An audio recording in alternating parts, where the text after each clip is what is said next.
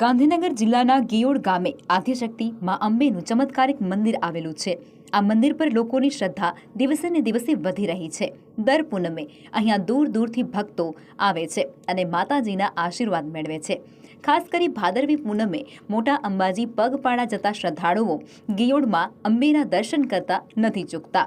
આ સાથે જ ભાદરવી પૂનમે આશરે 4 થી 5 લાખ લોકો માના શરણોમાં શીશ નમાવી અને ધન્યતા અનુભવે છે।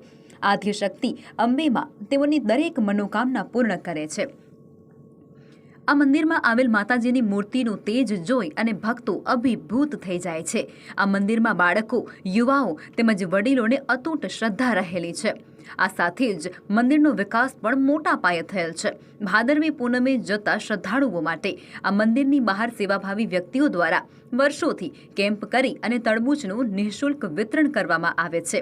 આ મંદિરના દર્શન કરવા તમામ ભક્તો પહોંચે છે અને આ મંદિરે દર્શન કરવા માંગતા ભક્તો મોટા ચિલોડાથી હિંમતનગર હાઈવે પર ગિયોડ પાટિયા ઉતરી અને મંદિરે જઈ શકે છે।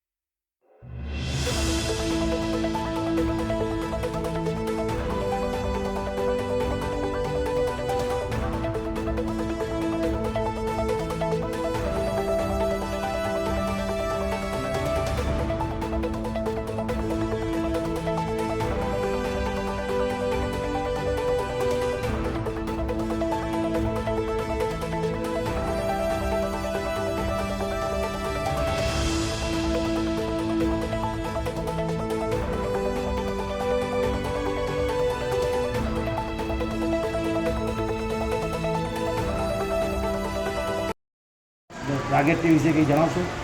જય માતાજી। શ્રી શક્તિ મંદિર અંબાજી ટ્રસ્ટ સંચાલિત અહીંયા ગિયોડ પાટિયાએ અંબાજી માતાનું જે મંદિર હાલમાં છે એ માતાજીનો ખૂબ ઓચક ઇતિહાસ છે।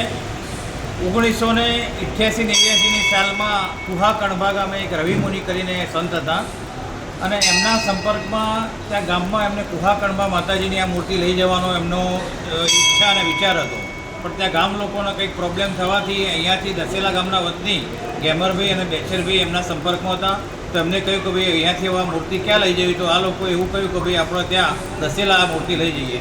પણ અહીંયા જ્યારે નાનો હાઈવે હતો, સિંગલ પટ્ટી હાઈવે હતો એ વખતે, અને ગાડી અહીંયા ખેતરમાં થઈને અહીંયા રસ્તો હતો, એ રસ્તામાં અહીંયા ગાડી ઉતારી તો આ જગ્યાએ ગાડી આ જે મૂર્તિ જે ગાડીમાં હતી એ ગાડી ફસાઈ ગઈ। ખૂબ પ્રયત્નો કરવા છતાં એ ગાડી નીકળી નહીં। છેવટે બધાએ નક્કી કર્યું કે આ માતાજીની મૂર્તિને આપણે ઉતારીને ગાડી બહાર કાઢીએ। તો જેવી માતાજીની મૂર્તિ અહીંયા નીચે ઉતારીને ગાડી એના મતે નીકળી ગઈ। એટલે બધાએ એવું વિચાર કર્યું કે માતાજીની ઈચ્છા છે આ જગ્યા ઉપર રહેવાની। એટલે આજુબાજુના એ વખતે વેચરભાઈ હતા, લાલજીભાઈ હતા, મુરજીભાઈ હતી, માતાપુરાથી હતા, એ બધા લોકો ભેગા થઈ અને નાનો ઓટલો બનાવી અને માતાજીને અહીંયા ખાલી મૂર્તિ ખુલ્લામાં 3 વર્ષ સતત આ મૂર્તિ પડી રહી।